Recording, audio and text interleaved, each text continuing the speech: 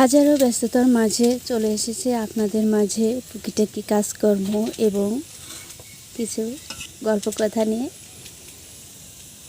Hello বন্ধুরা, আসসালামু আলাইকুম। কেমন আছেন সবাই? আশা করি সবাই অনেক বেশি ভালো আছেন, সুস্থ আছেন এবং নিরাপদে আছেন। আমিও ভালো আছি আলহামদুলিল্লাহ। আবারও একটি নতুন দিনের গল্প কথা নিয়ে সাজিয়েছি আমি আমার আজকের ব্লগটি। থাকছে টুকিটাকি সাংসারিক কাজকর্ম এবং কিছু রান্নাবান্না। আশা করছি শুরু থেকে শেষ পর্যন্ত আমার সাথে থাকলে আপনাদের অনেক ভালো লাগবে। আপনি আমার ভিডিওতে ক্লিক করেছেন, তার মানে আপনি ব্লগ দেখতে ভালোবাসেন বা ব্লগ দেখতে আপনি ইন্টারেস্টিং। আপনাদের সুন্দর সুন্দর কমেন্ট আমাকে অনেক বেশি ইন্সপায়ার করে এবং আমি আপনাদের কমেন্টগুলো পড়লে বেশ বুঝতে পারি কে আমাকে কতটুকু ভালোবাসেন। তো যারা ভালোবেসে আমাকে এত দূর পর্যন্ত নিয়ে এসেছেন তাদের প্রতি রইল বিনম্র শ্রদ্ধা এবং অন্তরস্থল থেকে ভালোবাসা। বেশ কিছুদিন গ্যাপের পরে চলে এসেছি আপনাদের মাঝে কথা বলতে একটু সময় করে।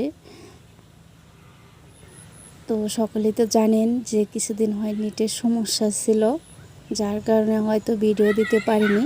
আর আমি এর আগে থেকেই 2-3 দিন আগে থেকেই ভিডিও দিইনি, অনেক ব্যস্ততার ভিতর দিয়ে সময়টা কাটিয়েছি, যার কারণে আপনাদের সাথে গল্প করতে পারিনি।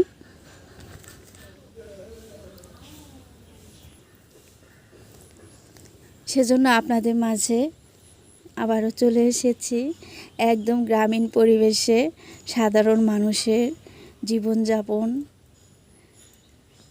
এবং রান্নাবান্না।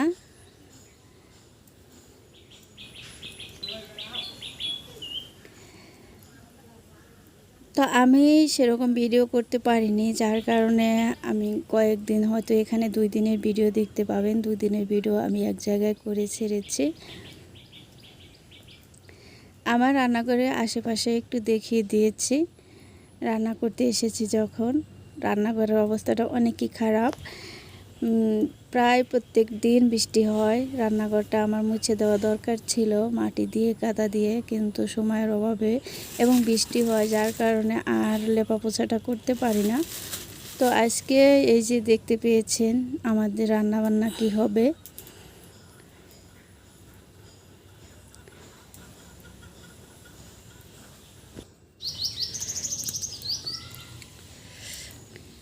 এখানে মাছ রান্না করব। মাছ রান্না না, এটা হবে ভর্তা। পেটির যে মাছগুলো আছে, পেটির মাছ কিন্তু ভর্তা করলে অনেক বেশি ভালো লাগে, কারণ পেটির মাছগুলো ছাড়াতে অনেক কাটা ছাড়াতে অনেক সুবিধা হয়। এখানে গরু মাংস রান্না করে নিয়েছি।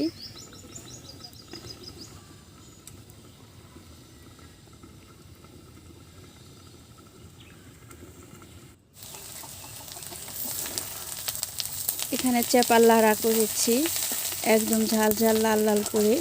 আর সকালের নাস্তা কিন্তু আমাদের ছিল একদম চেপার লালের ঝালের ভর্তা, আর ছিল খুদের ভাত। তো গ্রামের বাড়িতে কিন্তু দেখা গেছে যে সকালের নাস্তাটা যদি একটু পরিবর্তন করা যায় বা চেঞ্জ করা যায় তাহলে কিন্তু বেশ ভালো লাগে। তো আমিও চেষ্টা করি সেরকম, যে হয়তো এক একদিন এক এক রকম নাস্তা করার জন্য।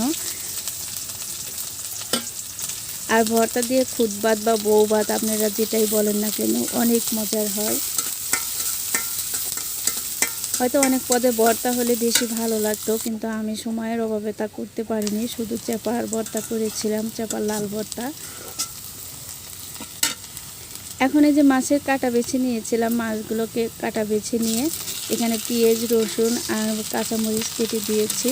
দিয়ে এখন মাছগুলো দিয়ে এই খুন্তির সাহায্যে বাড়ি দিলে কিন্তু মাছটা ঝুড়ো হয়ে যাবে।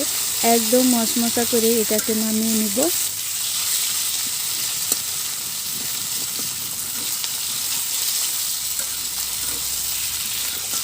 অনেক ছোট্ট ভিডিও আমি আপনাদের মাঝে নিয়ে এসেছি।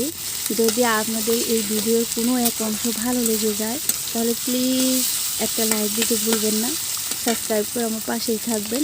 তো সবাই ভালো থাকবেন, আবারও দেখা হবে। আল্লাহ হাফেজ।